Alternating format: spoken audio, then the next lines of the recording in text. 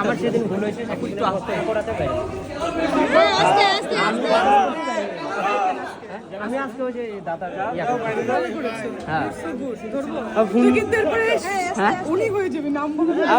phone দেই তো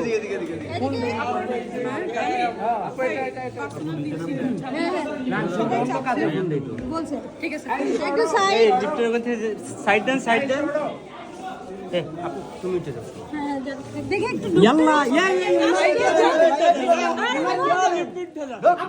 নাকি হ্যালো সবাই বাই এই কিসটা কাপড় ছিল আপু এটা কার জন্য ছিল শাকিব খান বাই